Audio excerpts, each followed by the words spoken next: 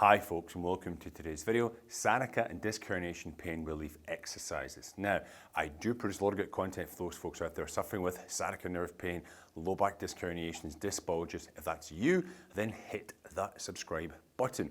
You'll be notified. I'm loads of great content for you folks to get back on the road to recovery. But without further ado, let's get into today's video.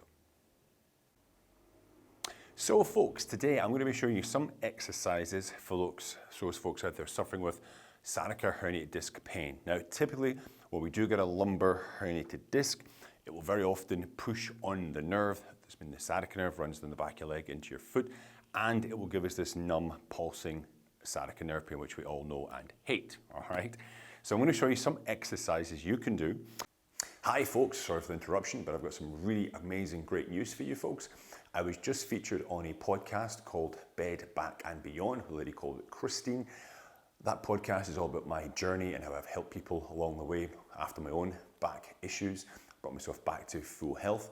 Her podcast is amazing. I suggest you go and check it out. The link will be down below in the description. She highlights a lot of people who've recovered with successful stories of back pain issues, trying to bring hope to that community. So I really want to suggest you guys go and check out Bed, Back and Beyond podcast. And in the meantime, back to the video. These are from a man called Robin McKenzie. He was a very famous New Zealand physiotherapist. They're used across the world in most aspects of low back pain rehabilitation. So we'll start with a basic level. If we are suffering really bad sciatica nerve pain, back pain, what we can do is we go down on the floor into the prone position. So we're going to get down on the floor here. Now this could be a pillow. I've got a rolled up towel. Could be a couple of pillows, and you're going to place those just under the hips, and you're going to lie flat on the floor. So we're going to put that here, and you would lie here like so. Just put your forehead in the palm of your hands, and my mic will go off for a second here. And you would stay in this position, and you would just take large belly breaths. You could stay here for a couple of minutes. Should make you feel a lot better. Should give you some relief. Hear me breathing.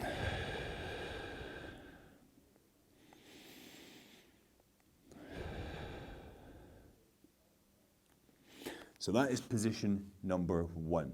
Now position number two, what we would do, we'll take this towel or pillows away, and then we go into this position here, and there's a little bit more extension in my spine. Same position, hands, back of the hands, forehead onto the back of the hands.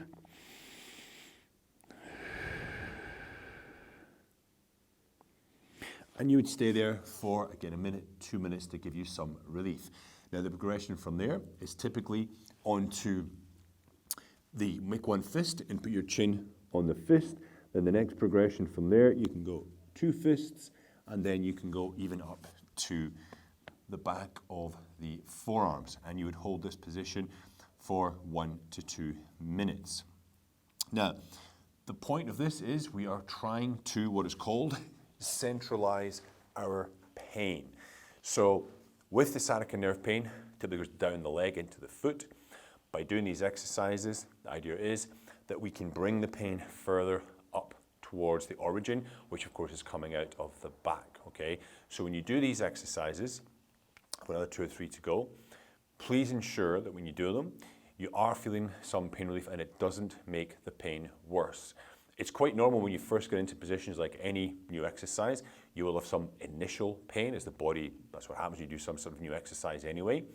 But that should start to dissipate, 2 or 3 days, the pain should disappear and it should be getting better. And the thing with these exercises is, it's not about doing them for one time in the day for a long period. You want to try to multiply the times you do them during the day. So for the lying face down exercise, you might do that 5, 6, 7 times a day, if it brings you relief. Now I do know a lot of people struggle to get down on the floor to do these kind of exercises. So another one we're going to do now is number 2, is the McKenzie lean. So this is quite simple, it's a back lean. And we take our hands, you can use the back of your thumbs there, basically cradle our lower back with inside of our thumbs, soft knees, feet just outside hip width apart, I'll show you from the front as well. And we just gently push the hips forward and we lean back. As far as we comfortably can go without excess pain, and we come back to neutral, And we go again.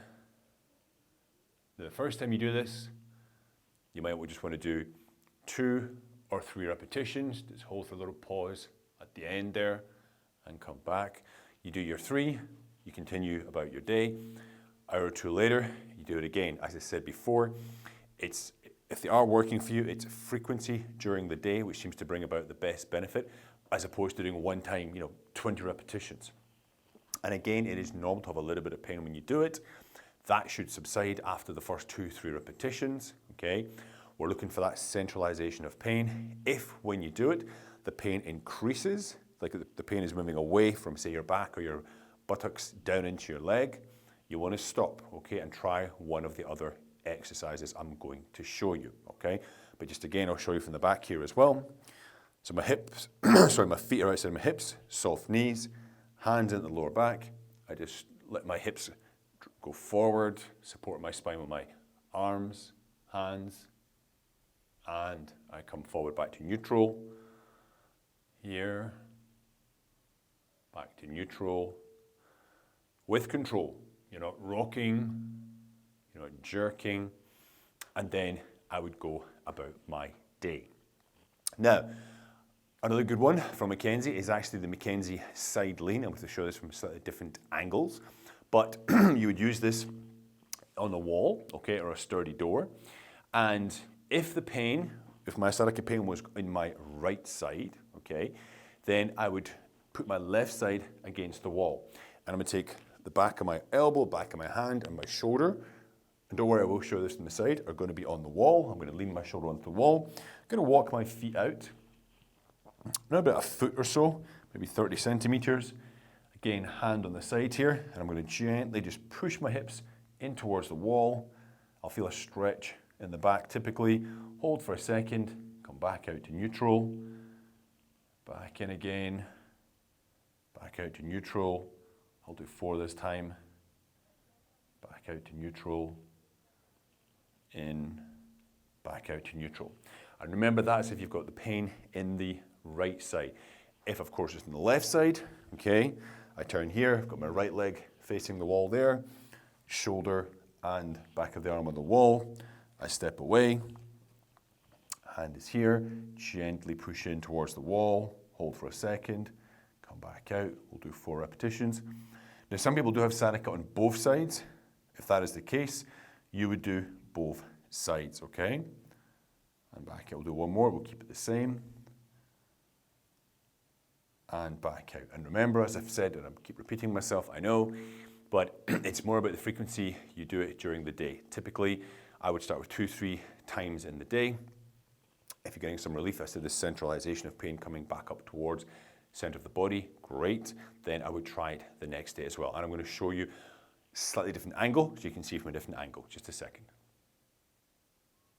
So folks, just to show you from a different angle here, again, if the pain is in my left side, sciatica pain on the left side there, back of the hand on the wall, shoulder on the wall, walk my feet off, round about 30 centimeters, a foot or so.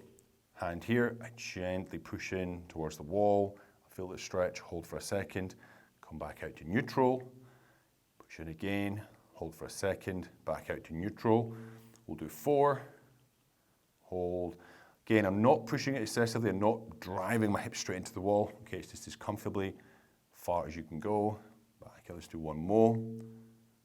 In and back out. Good. Now, the main thing we're looking for here is this centralization of pain. Okay, we should be feeling better. The pain will be traveling back up the leg in towards that lower back region. And this is one thing I try to drive home is you're actually trying to let the pain dictate the exercises that you can fit and that you can do. I know Stuart McGill is very big on this as well. It's finding pain-free movement patterns that you can perform to strengthen, to release pain in the nerve, etc. That's what you're aiming to do. So let the pain guide you. Yes, it's normal to have a little bit of pain in the beginning with these exercises, but that should calm down after a day or 2. If it doesn't and the pain is moving away, again, away from the central point, then stop and move on to another exercise, okay? All right, listen, folks, 3 little methods there. We've got the McKenzie prone lying flat position, the McKenzie back lean, and the McKenzie side lean. I hope that has been useful for you.